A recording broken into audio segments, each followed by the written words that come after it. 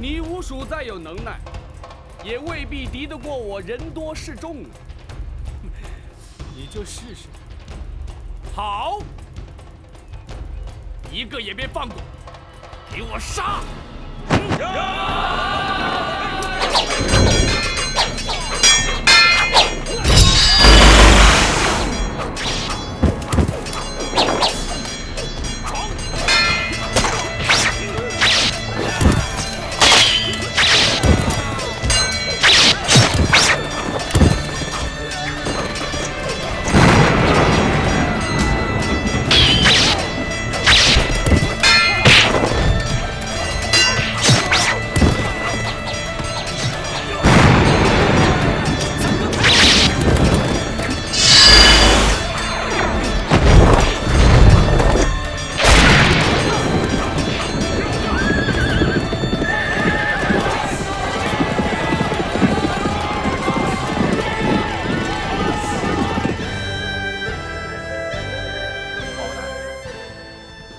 陈公公辛苦了。不，包大人信中所说之事，关乎至深至大，咱家哪怕跋山涉水，也要立即赶得来呀。只是途中竟会遭人伏击，却让公公受惊了。没事，有献空岛5位英雄保护，咱家安全得很。包大人，那位真的在开封，而且正在府衙之中。包大人，能否让臣林立刻前去拜见？不急，老夫人正在午休，公公也稍事梳洗歇息，稍待本府自会陪公公一道前去，如何？咱家随时静候包大人通知。张荣、赵虎，大人，领陈公公客房休息，并请献空岛武艺厅中说话。是。谢包大人。谢。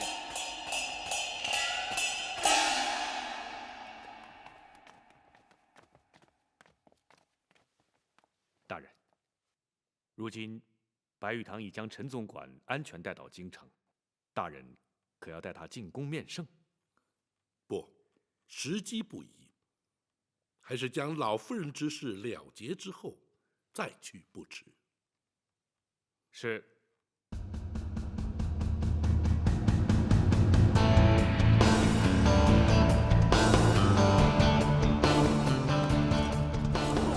包大人，无畏请起。谢包大人。陈公公安然抵京，无谓功不可没。包大人有令，草民兄弟岂敢不遵？幸喜人证无恙。包大人，包大人可知伏击拦路的是何人所指使？陈公公是本府侦办重大案件的人证，那指使伏击之人自然与本案有关，只是如今尚在查证阶段，本府不便透露。包大人办案有用得着我们草民兄弟之处，请尽管吩咐，我们定当全力以赴。对，包大人只要招呼我们一声就行。不敢有劳五位，此案牵涉太广，五位不宜介入。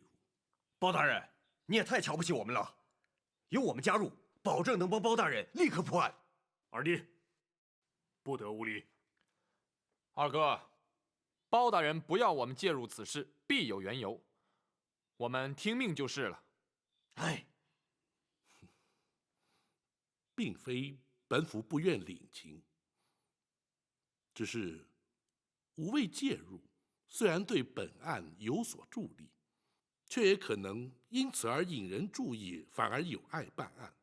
届时岂非适得其反？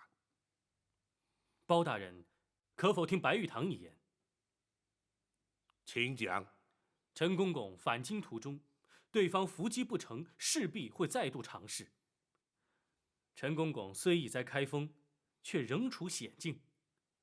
倘若仅留白玉堂一人暗中保护，既不会妨碍包大人办案，又可确保人证安全。如此一来，岂非两全其美？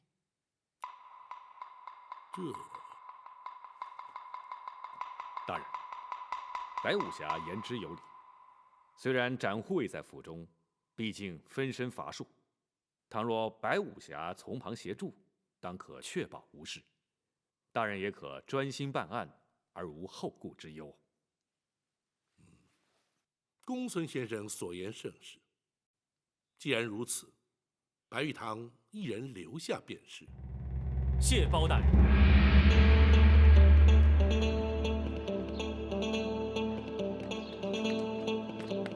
老五，你也太不够意思了！结果你一个人留下来，我们几个还得回县空岛，什么热闹也看不了。就是啊，我们也不走。你们这是干什么？武帝留下来是对包大人办案有帮助，你们跟着凑什么热闹？武帝留下来不但对包大人有帮助，对自己也好。徐三侠毕竟看得透彻，包大人要白武侠将功赎罪，保陈公公进京。若是再能确保他的安全，日后大人在皇上面前就更好说话了。公孙先生，白玉堂此举并非只为了将功赎罪。哦，我与展昭谈过之后，才明白他投效包大人的原因。南侠都能因包大人为官清正而仗义投身官府，白玉堂为何不能略尽心力？休说只是为了保护陈公公，便是赴汤蹈火，亦在所不辞。白武侠豪情义举，公孙策由衷佩服。武帝，大哥可是觉得小弟与之前大有不同？不错。以前你一直心高气傲，更不屑与官府为伍。如今看来，好，做大哥的以有你这样的兄弟为荣。小弟惭愧。好极了，老五，真有你的。二哥也就不再啰嗦了，这就乖乖的回县空岛去。多谢二哥。哎，五位，五位，为防人耳目，还请白武侠与各位一起离开府衙，再悄悄转回来，方能收暗中保护陈公公之效。公孙先生顾虑周到，白玉堂谨遵台命。告辞。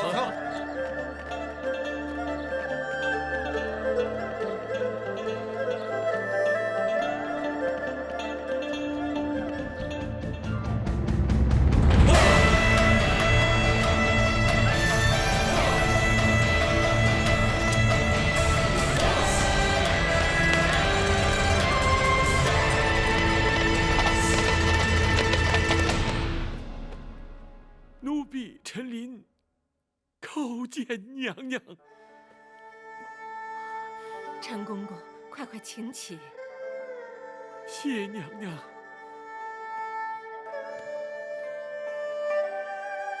奴婢安排失当，让娘娘流落民间20年，奴婢罪该万死，请娘娘恕罪。公公不要自责。当年若不是公公冒死相救，哀家又岂能活到今天？小太子如今已成为当今皇上，一旦母子团圆，娘娘的旷世奇冤便可昭雪，也不枉娘娘忍辱多年呐。若没有公公的常年护佑，皇上也不能够如此顺利茁壮成长啊。赵氏一族亏欠公公的太多了。奴婢不敢鞠躬。陈公公忠心耿耿，皇上也感怀在心，否则也不会以亚父尊称了。哎呀，陈琳一个奴才，有何德何能，敢当此尊称啊？陈公公的忠肝义胆，后世自有公评。眼前本府有若干的不明之处，还请公公示意。包大人尽管提出，陈琳知无不言，言无不尽。好，本府要问的是，当年公公奉旨赐死，却按住娘娘逃出宫去，如此重大之事，为何不向八王爷禀报？八王爷既知狸猫换太子之事，公公为何还要对他有所隐瞒呢？并非咱家不敢禀报八王爷，只是当时时机紧迫，不及禀报。再者，以八王爷的脾气，必会据理力争，而先皇怒气未消，必不听谏。如此一来，反倒毫无退路了。所以，咱家本想待事过境迁再禀明八王爷，怎奈娘娘出宫之后，竟断了消息，音信全无。唉，也真是造化弄人。谁知道接应之人会在途中突然病死，哀家因此与秦凤也断了联系。娘娘下落不明，而冷宫的一把火已将假扮娘娘的于中烧得尸骨难辨。当时并无人怀疑娘娘依然健在，斟酌再三，我只得对八王爷隐忍不说。陈公公，后来皇上继位，大权在握，陈公公因何没有伺机向皇上奏明当年往事啊？皇上不明身世真相，对刘后已有母子之情啊。且事隔多年，人事全非，单凭陈琳一人，又如何能将此事揭穿呢？万般无奈，只得告老还乡，远离京城啊。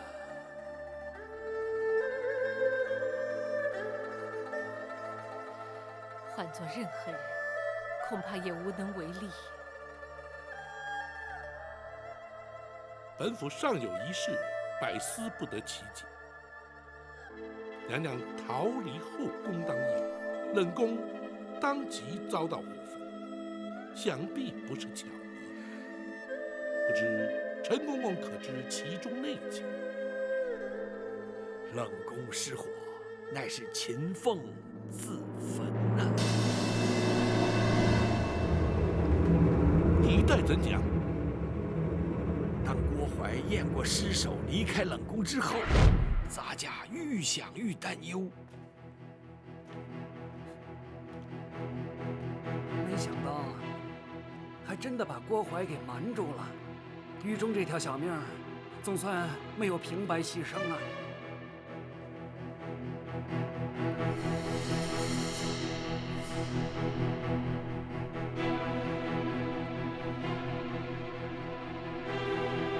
公公，还有什么问题吗？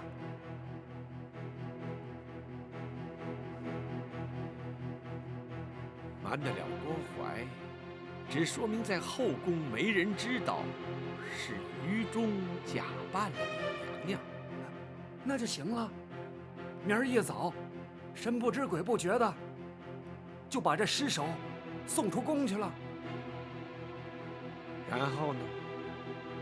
交开封府收敛埋葬啊。问题就出在这儿了。开封府必然依法验尸而后埋葬。于中和你我一样都是阉人，可是男女毕竟有别呀。能瞒得过府里的仵作吗？一旦仵作发现真相，必向宫中回报，郭槐还是会知道。哎，怎么办呢？嘿，公公，你有办法吗？百百密而一疏啊，如今也无法可施。但愿在他们发现真相之前，娘娘已安全脱身。可是，他们却会找上我们。不错，他一定会将我们举发，公然违抗圣旨，私奏娘娘出宫，恐怕死罪难免啊！秦凤，咱家虽死不足惜，只是却拖累了你呀。不，祝娘娘脱困出宫，乃秦凤自愿。如果因此而丢了性命，也可以和于中作伴，至少不会让他专美于前。好，你们两个都让人敬佩。只可惜，娘娘虽逃出宫去，被扣上抗旨潜逃的罪名，或许永远也没有平反之日。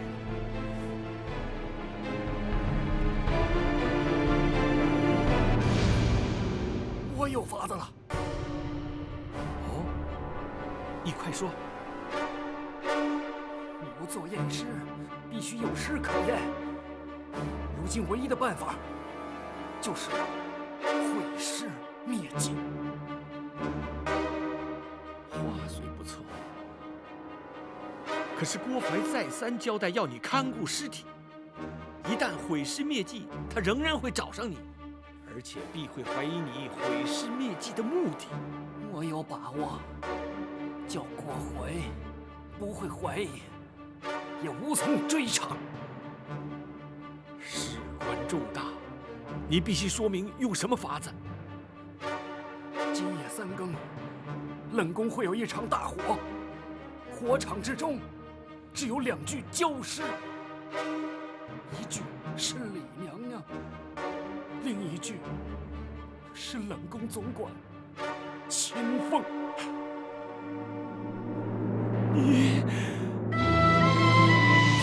说都是死，就让我死得值得些。秦凤，请受我一拜。公公，只请公公答应我一件事。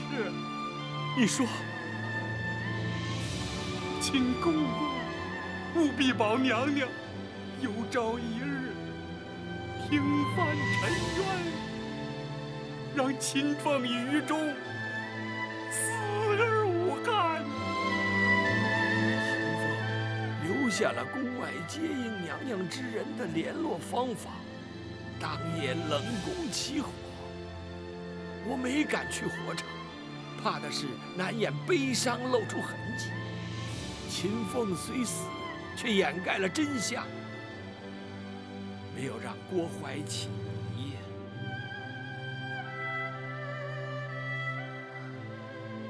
原本以为只有于中一人因我而死，谁知道连秦凤竟然也……哀家只怕永远也无法报答他们。娘娘，包拯以为他2人死得其时，也死得其所。娘娘若是将他们长记在心，想必他们也能瞑目了。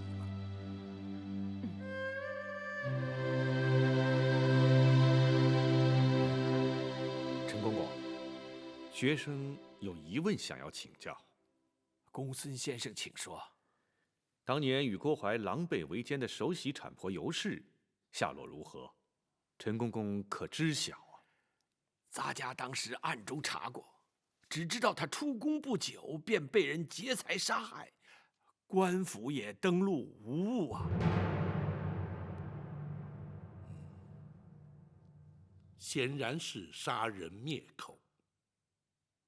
然而还有一人最为关键。包大人所指何人？寇珠。对，寇珠当年可是皇上的救命恩人，而且哀家在打入冷宫时，他刚开始还经常去看我，可是没过多久就没再出现过。陈公公，寇珠如今还安在啊？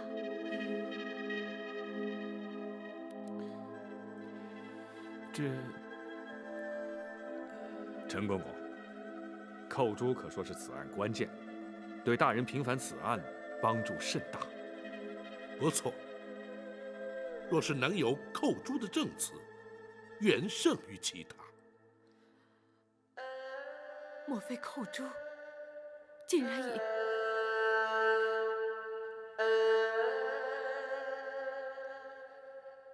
本府明白了，陈公公，寇珠的情形与此案关系重大，公公恐怕不能不说。寇珠虽然年轻，却让人敬佩啊。娘娘被打入冷宫之后，先皇迷上了丹药之术，连金华宫都许久不去。刘皇后圣诞之日，指派咱家前去送礼。离开金华宫时，竟遇见了寇珠。公公，此地无人，公公放心。寇珠，咱家不是说过你我尽量不要见面，以免起人疑窦，你为何偏要来见我？公公，公公，情势紧急，寇珠不能不向公公禀报。发生了什么事情？这几天，寇珠常拖着去冷宫探望李娘娘，谁知道竟然被郭槐发现了。你这个丫头真是的，这不是找麻烦吗？寇珠是因为不忍心见娘娘受委屈，所以……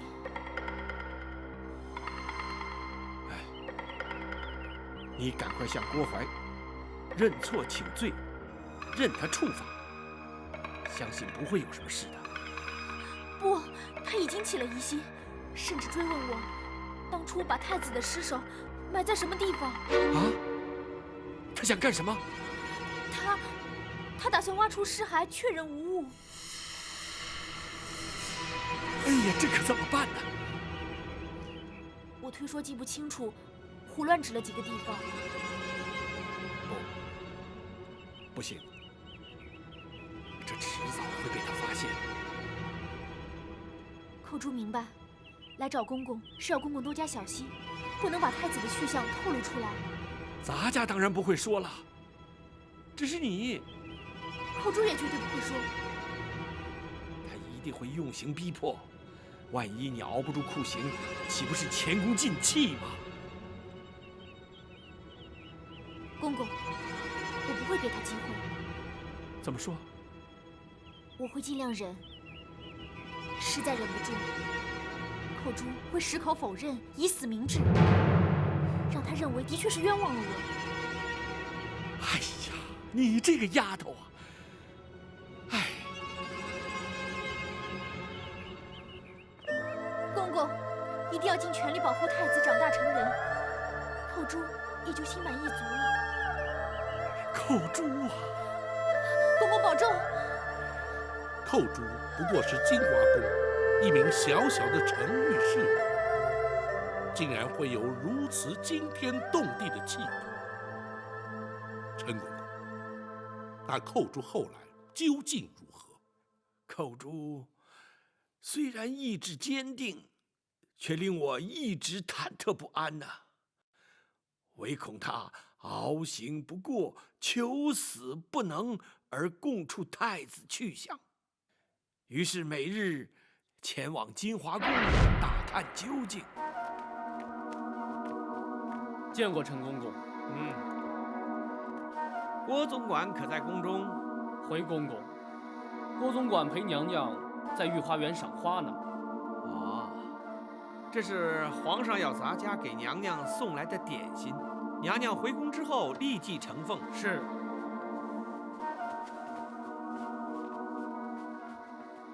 哎，怎么捡这个时辰清扫？皇上随时可能驾临，若是冲撞了圣驾，那还了得？回公公，是郭总管临时交代的。哦，为什么？昨晚有一名程昱撞柱自尽，留下了血迹。郭总管交代要立刻清洗。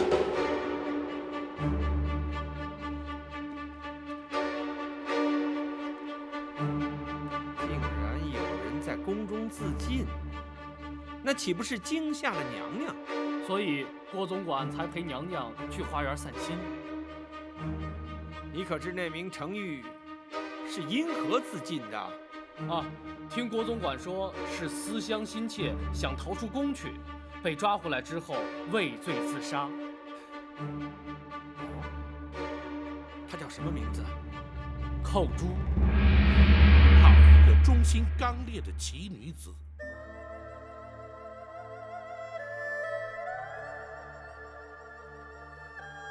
又是一条为了哀家而牺牲的无辜生命，哀家亏欠他们真是太多了。既然寇珠是自尽身亡，想必没有泄露太子的下落。的确如此。寇珠既然已死，他们自认天衣无缝，而狸猫换太子的阴谋永远也不会被揭穿，故而不再追查，这才使太子得以安然无恙地在宫中成长啊。只是如今，非但会揭穿30年前的谎言，他们更会因此而付出代价。陈公，本府对此案的疑点均已厘清，多谢公公指点。大家只要能在有生之年亲眼目睹旧案平反，奸人伏法，也就不枉此生了。届时还要请公公作证对质。臣您静候包大人传唤。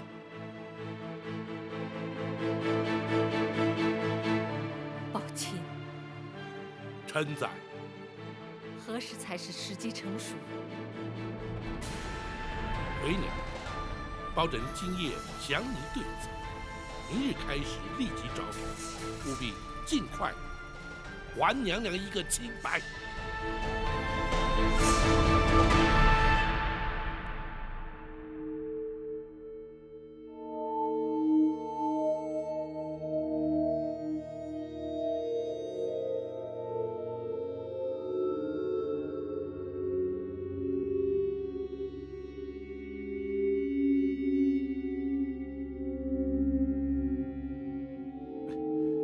奴婢郭槐告进。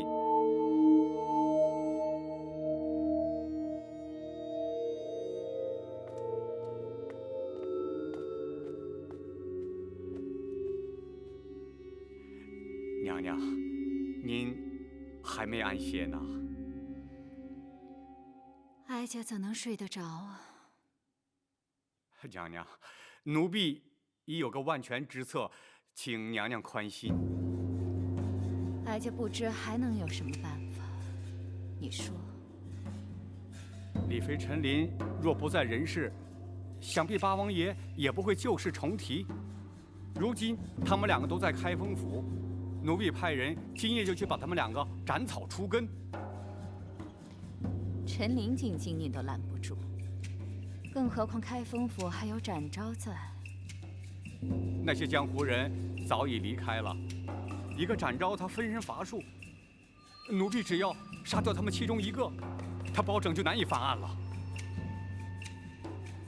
若是刺杀不成，岂不反成了包拯的口实？那就连包拯一块杀。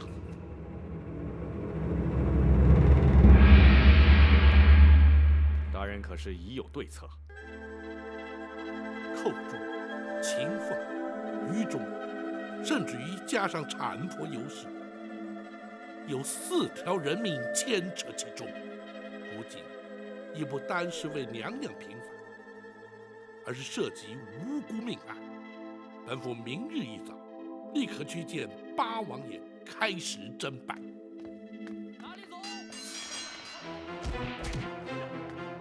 大人，请留在屋里，不可出去。发生了什么事？有刺客！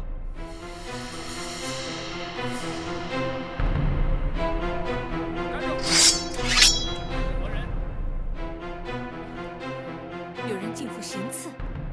老夫人放心，有我们在。老夫人，展大人就在门外，谁也休想闯进来。守住封门。是。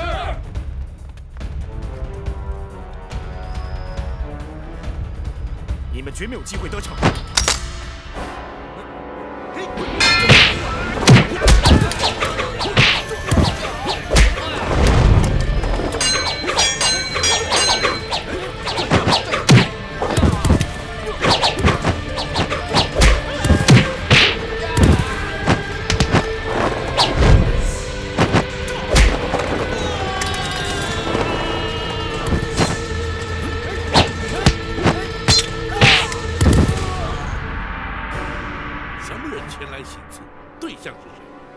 回大人，来了几十名黑衣人，分批往不同方向而去。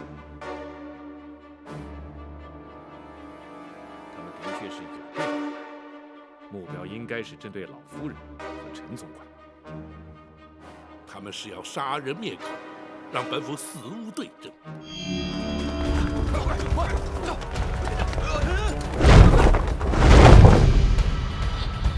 白玉堂在此。修中了调虎离山之计，去保护包大人，这里就交给我。走！你们还等什么？动手吧！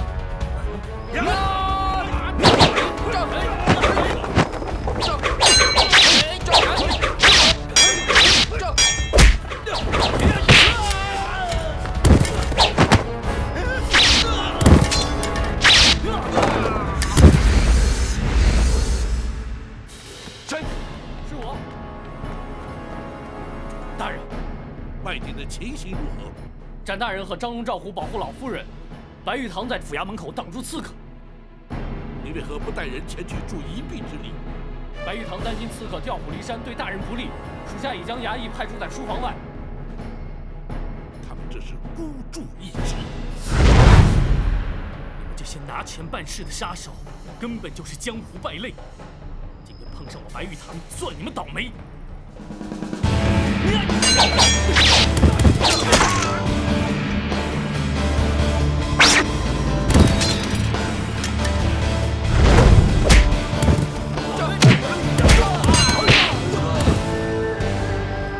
詹某不想多伤人命，你们放下武器，束手就擒，或许还能免于一死。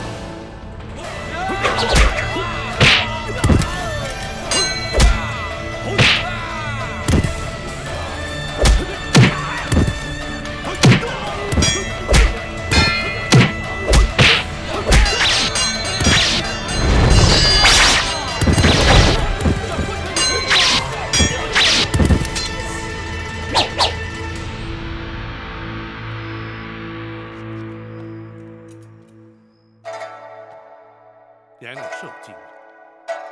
哀家还好，可是他派来的人，刺客只是受雇的杀手，并不知道是何人主使。不会错，一定是太后指使的。否则无冤无仇，为什么要对我们下手呢？话虽如此，却无法证实。不过，可见太后对娘娘的身份已经不仅是怀疑，而是确认了。难道她在宫中看出了破绽？公孙先生可有看法？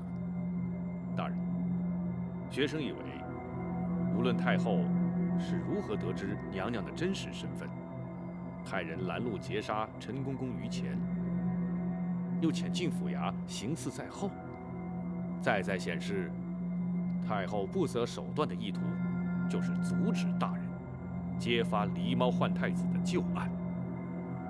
不错，倘若不尽快着手侦办，只怕会有更激烈的手段出现。正是。娘娘，府衙之中有展护卫于白玉堂，足可确保安全。明日，包拯与陈公公便去见八王爷。此案若想顺利侦办、彻底平反，非八王爷不可，否则恐怕更多的阻挠会如排山倒海而来。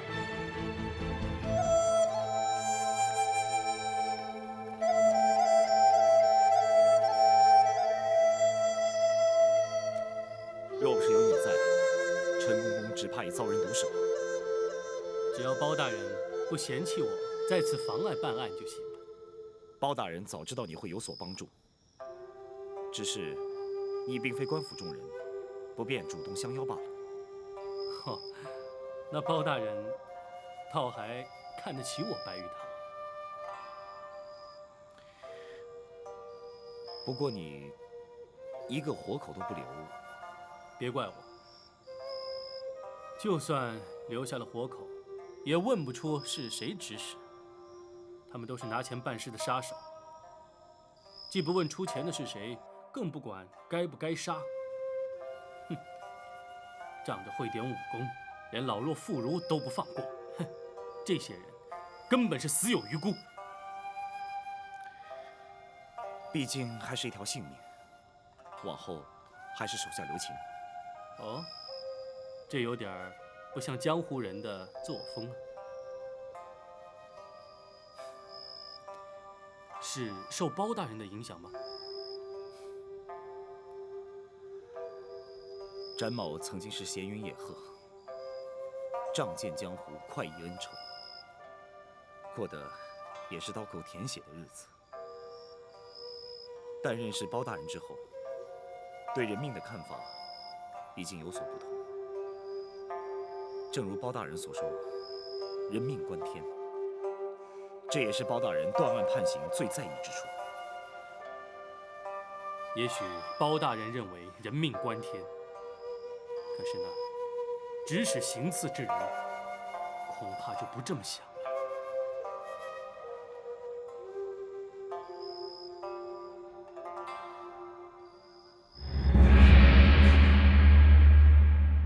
当年将李娘娘诈死，逃出宫去之事，瞒住王爷，实乃情非得已，还请王爷恕罪呀。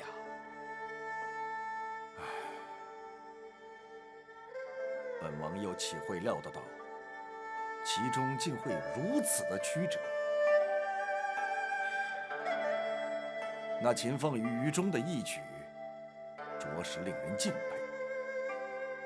却又令人扼腕。若非如此，又怎能保住娘娘的性命？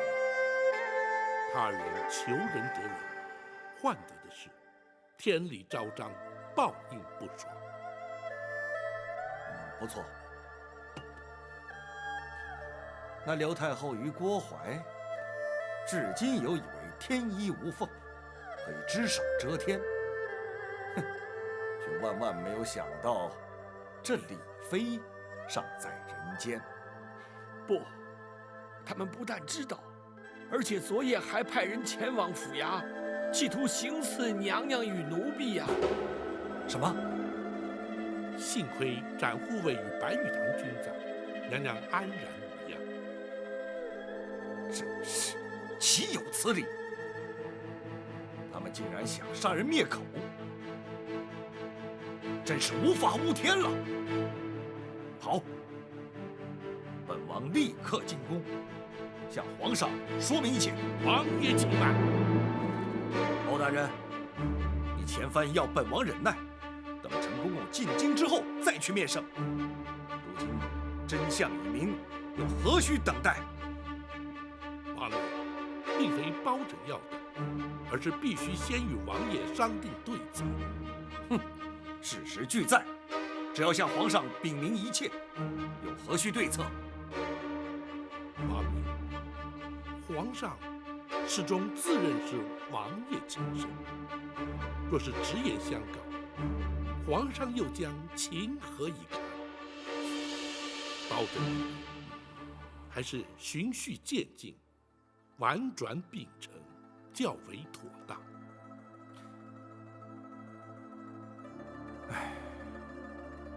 不错。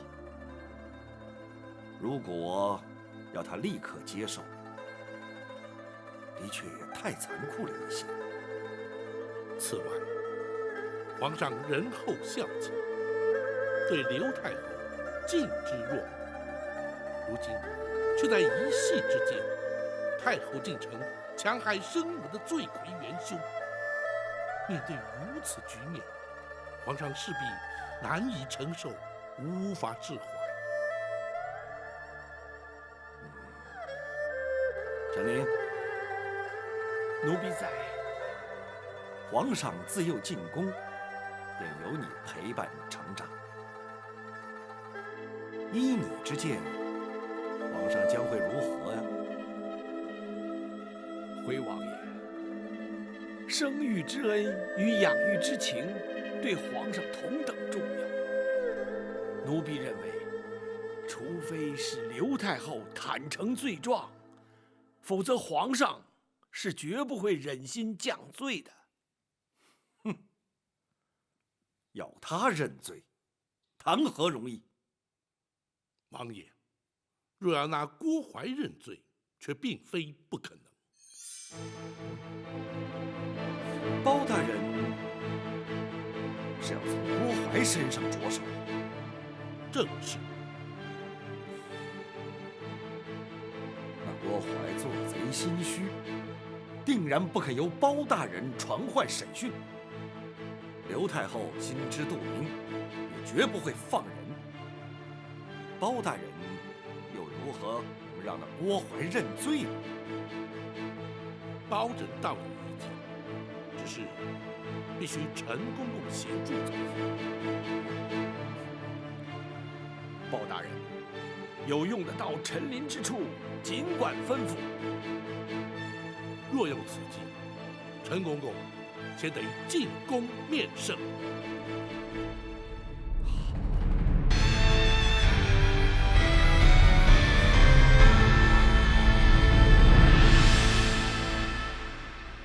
亚父，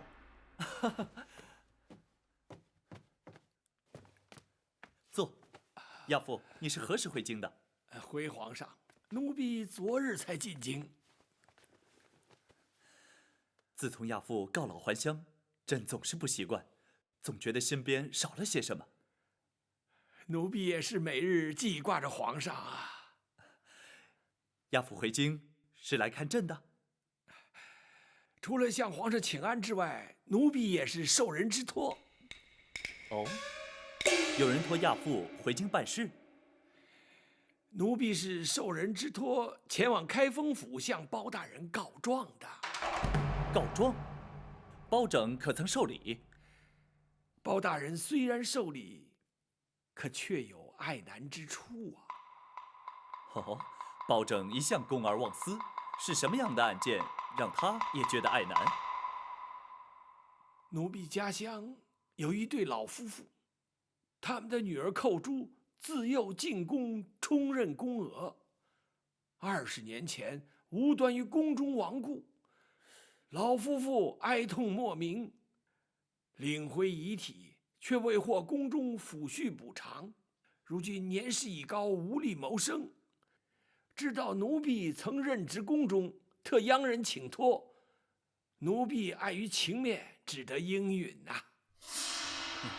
既然是20年前的旧事，亚父为何当初不提出来呢？回皇上，乡野村民无知无识，既不敢告诉，又投诉无门。如今若非生活所迫，也不会旧事重提，请奴婢帮忙了。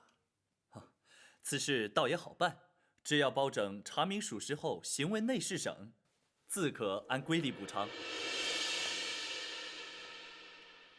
包大人也是这么说，可是要查明属实，却需传唤人证，包大人就难在这儿。哦，难道内宫不肯配合？倒也不是，只是当年寇珠隶属金华宫，如今郭公公已随太后娘娘转任至仁寿宫，总管后宫。包大人担心，郭淮不会为如此琐事前往开封府应讯。嘿，包拯何时变得如此诸多顾虑？工人家属既有需要，郭淮理当协助调查。去一趟府衙又如何？只恐太后那边……母后一向讲理，要不朕命人前去通知郭淮，要他依包拯传唤前往府衙如何？谢皇上。亚父回京住宿何处？要不还是回宫里住吧，这样朕也可与亚父多做亲近。回皇上，奴婢既然受托前来告状，还是住开封府较为方便。一旦了结此案，立刻进宫服侍皇上。好，朕就等你入宫。奴婢遵旨。大人妙计，皇上下旨，郭淮他不敢不来。他要是来了，咱家倒要听听，他还能有什么说辞？郭淮虽然不敢不来，本府也的确会将狸猫换太子一案提出审讯。但若郭淮矢口否认，却也不能就此定谳，仍需设法取得他的供状。包大人有把握让他招供吗？如今言之过早，还待静观其变。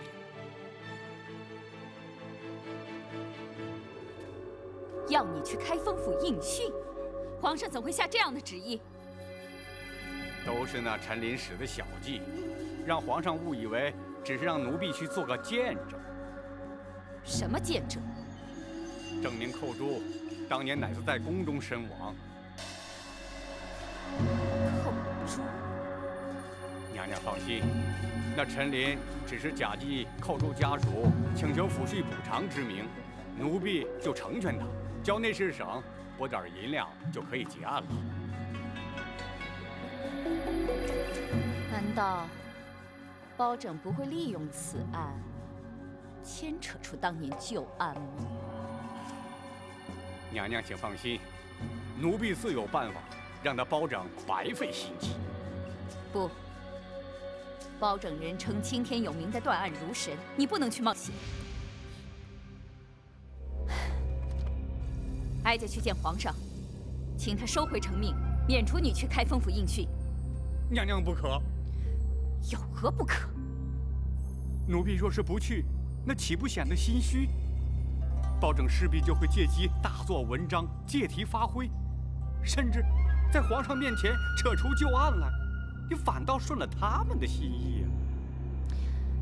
倘若你去了，难保不会陷入包拯问案技巧，落入圈套的。娘娘，奴婢自会掌握分寸。一旦包拯提及狸猫换太子一事，奴婢就会矢口否认，任他包拯如何断案如神，也难从奴婢口中套出半句话。倘若他对你用刑，受刑不过，你必定还是会招供。娘娘，包拯他一向以清官自诩，而不耻于动辄滥用三目之刑的酷吏，奴婢相信他不会动刑的。若是他一反常态，真的用刑，你又当如何？他若是严刑逼供，奴婢事后也会翻供，依旧让他白忙一场。哀家还是难以安心。娘娘，奴婢去开封府应讯用不了多长时间。倘若娘娘还不能安心的话，这入夜之后，奴婢若是还没回宫，娘娘再去向包拯要人也不迟啊。好吧，你自己要当心。谢娘娘关心。既然是非去不可，就别让包拯小觑了你。带着后宫的卫队同去，也好壮壮声势。是。少时郭淮必是有备而来，要想从他口中取得供词，绝非易事。不知公孙先生有何看法？若非皇上下旨，郭槐必不肯前来。错过了这次机会，若想再传他，恐怕难上加难。若依学生之见，如在必要之时，大人不妨考虑用刑。不，用刑逼供乃是下之策，即便因此取得供证，也难以服人。再者，用刑腐烂，往往造成冤案。开封府乃是京畿要地，又岂可助长此风？大人，请恕学生直言。所谓通权达变，面对如郭槐之辈如此重大之案，若不用刑，恐怕无法让他俯首认罪，令案情真相大白。正因为郭槐并非一般的刁民恶吏，李茂换太子一案更非一般刑案，所以更要谨慎，稍有不慎，必生争议。轻则难以平反，重则动摇国本。公孙先生，你我必须绞尽脑汁，另谋良策，让那郭槐伏法认罪，而不能依仗3目之刑受人口实。是，学生明白。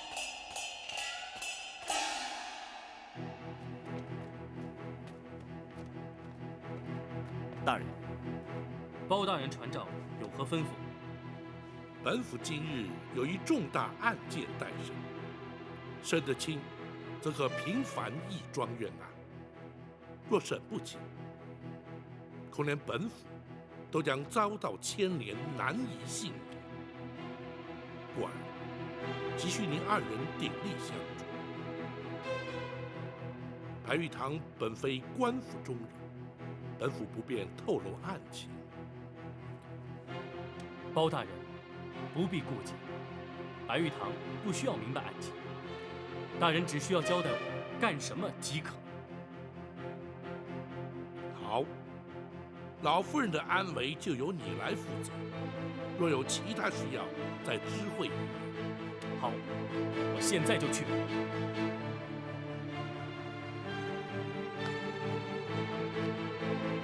大人，属下要做什么？郭槐此来，若不能让他俯首认罪，将永无第2次机会。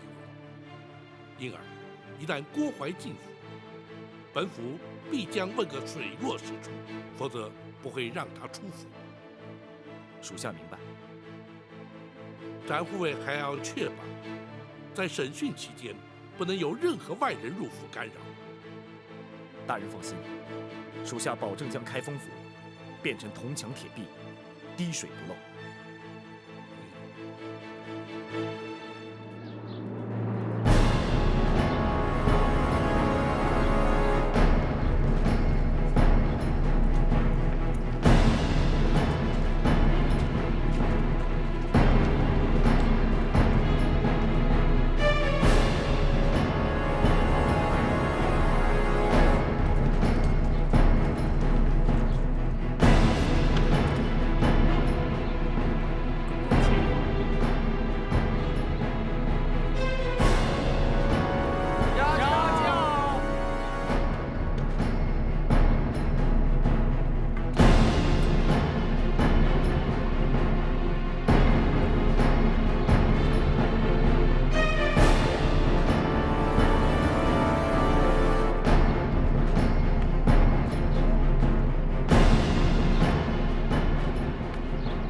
站住！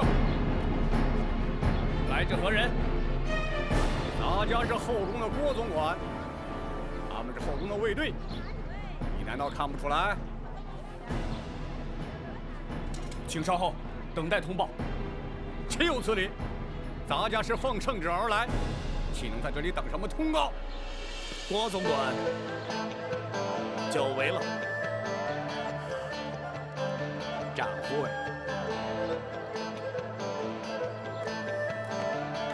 展会。郭总管奉旨而来，怎可怠慢？是。郭公公，请。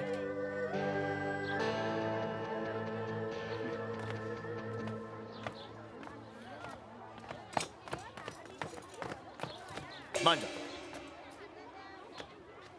你们是干什么的？他们是后宫的卫队。包大人可曾传讯他们？他们是咱家的随行卫队。詹某明白了，原来公公奉旨而来，乃是传宣皇上旨意的。不，咱家是奉旨前来包大人的公堂应讯。既是前来应讯，依府中规定，不得有闲杂人等随行，还请郭公公包涵。你们就在外面等候公公吧。展会。后宫有后宫的规矩，衙门也有衙门的规矩。若是郭总管无人随行就不入府，詹某也不敢强人所难。请回吧。咱家既然来了，岂有回宫之理？你们退下吧。是。郭总管，请。不敢。展会。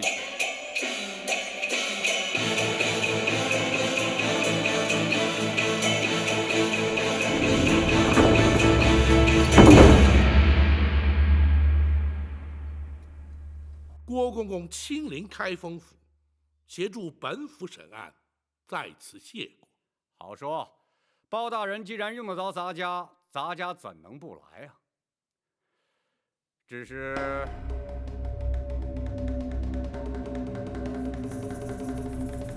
如何？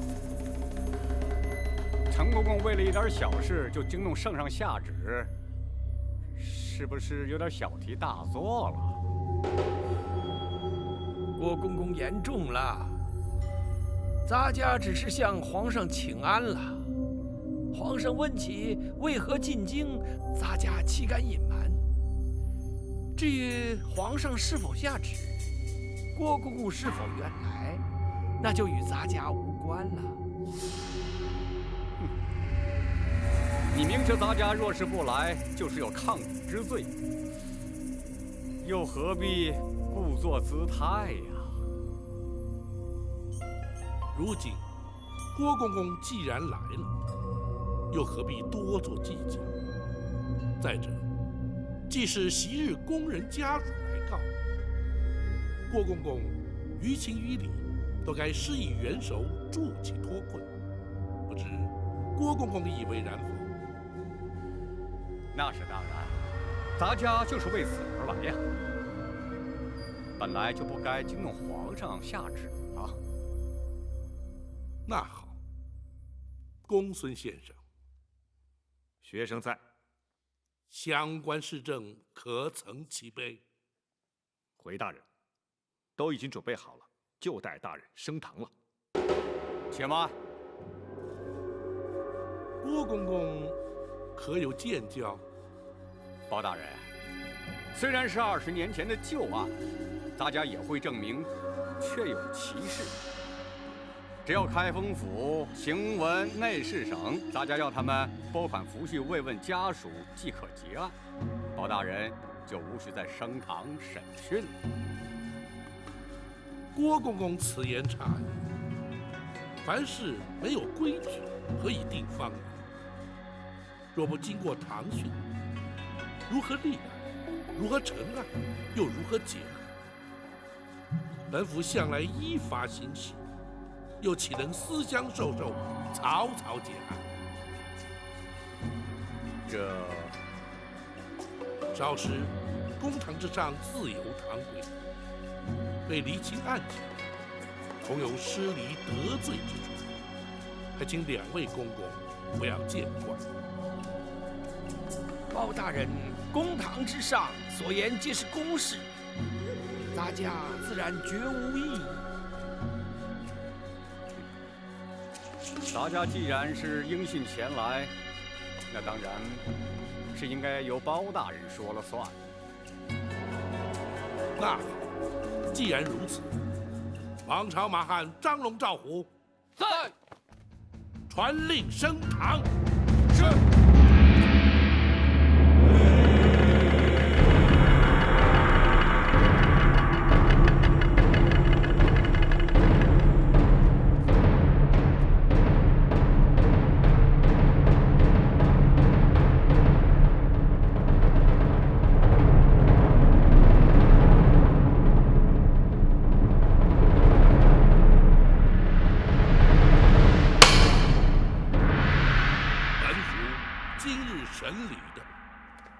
乃是20多年前宫中一桩旧案，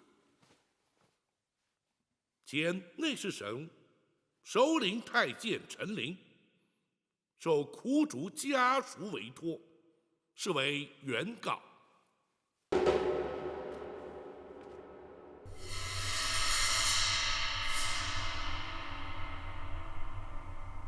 后宫太监总管郭槐列为被告。包大人，咱家是前来应讯作证的，这如今却怎么成了被告？苦主寇珠当年身亡之时，任金华宫承御之职。当时你乃是金华宫总管，自当列为被告。包大人，原告未必有理，被告未必有罪，你又何必担心？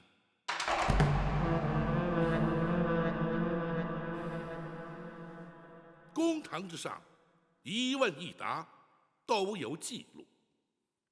两位既是原告、被告身份，本府不用官称，而直呼其名，还请担待。陈琳，包大人，你状告何事？仔细说来。多年前，金华宫承御寇珠无端身亡，金华宫却未依公例慰问家属，发放恤金。如今寇珠父母年迈贫苦，难以为生，委托咱家状告金华宫，请求补发恤金。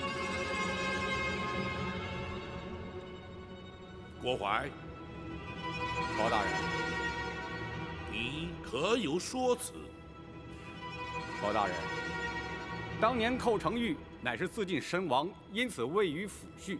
如今家属状告咱家，也不起于刁难，退堂之后立即补办补发就是。当年那寇珠是因何自尽？包大人，这已是20年前的旧事，又何须再提？如今咱家已经答应立即补发恤金，包大人即可结案，就不必再细问了。不，恤金虽是由后宫发放，却也是民脂民膏，朝廷公堂，当发就发，不当发，又岂可胡乱发放？若是不能问明缘由，本府又如何结案？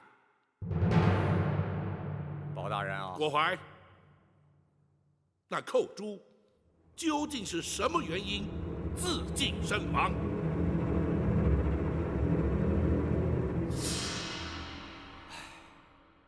包大人啊，这些陈年旧事，咱家本不想再重提。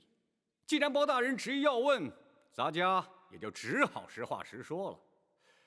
当年寇珠不耐宫中寂寞，思念家人，竟然逃出宫去，却被抓了回来。你这是干什么呀？啊！后宫戒备森严，你当真就以为能逃得出去吗？啊！现在倒好，被抓了回来，你让咱家怎么办呢？公公，寇珠实在是太思念家人了，请公公大发慈悲，让寇珠回去吧。唉，宫门深似海，入得出不得。不到年迈退休，谁也休想离开，就连咱家也不例外。咱家就是想帮你，也帮不上啊。寇珠实在是不能再待在宫中了，否则一定会发疯的，请公公成全。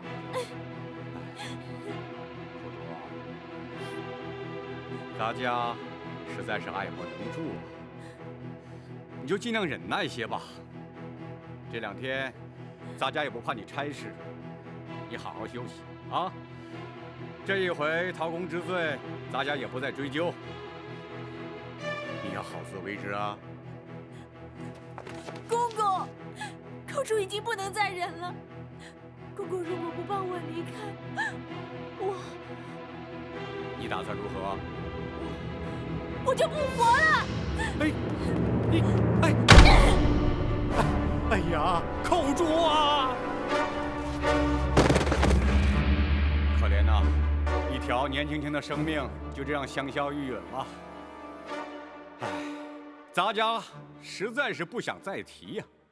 郭槐，你简直是信口雌黄！陈琳，本府问案，不得任意开口。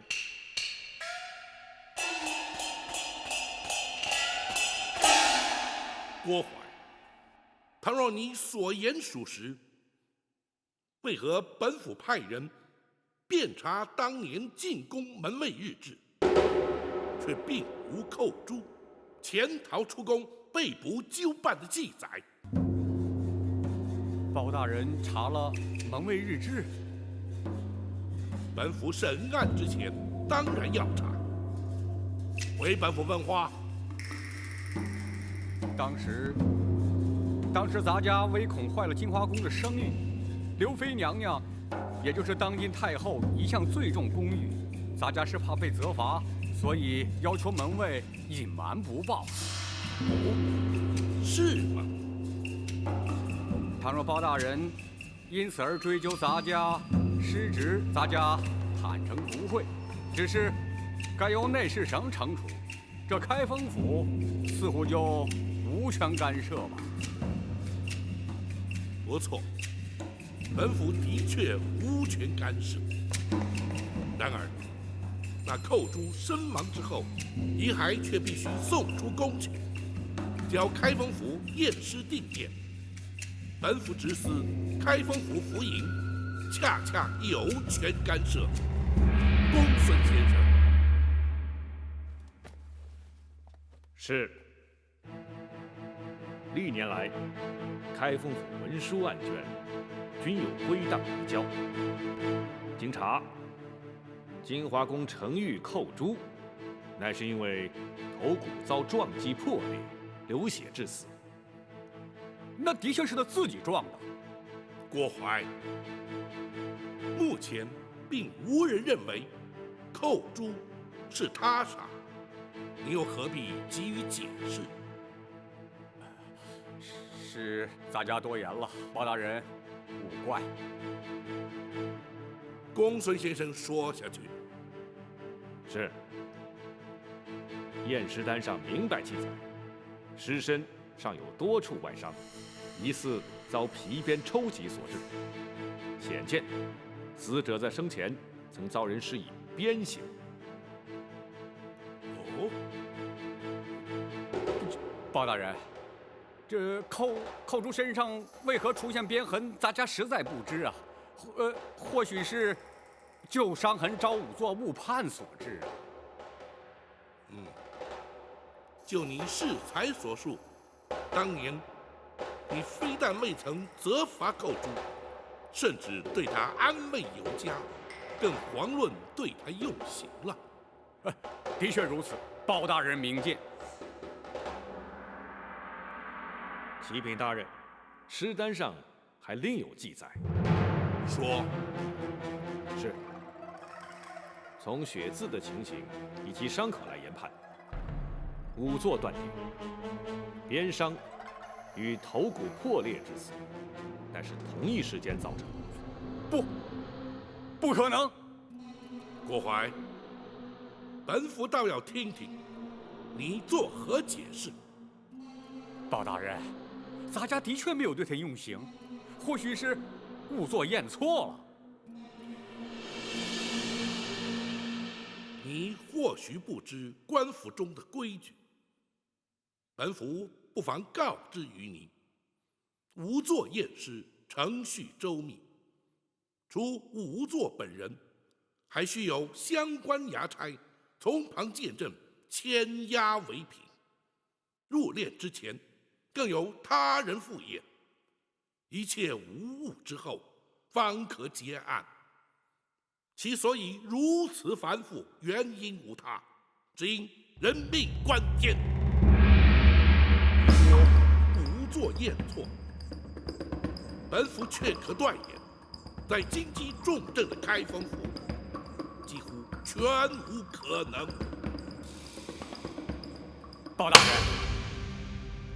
适才，你为何要言谎？你为何要对寇珠施以酷刑？他可是受刑不过，宁可求死。你又为何要以酷刑将他逼死？凡此种种，原因究竟何在？你若不将当年情形照实说来，休怪本府不讲情面，依法论罪。包大人啊，这事隔20多年，咱家实在是记不清了。可是咱家的确没有说谎啊。当年寇珠是因思念家人，潜逃出宫，咱家何必对他用刑，更何必逼他自尽呢？哼，那寇珠究竟是自尽，亦或是遭人杀害，尚未可知。你如何证明寇珠是思念家人而宁可自尽？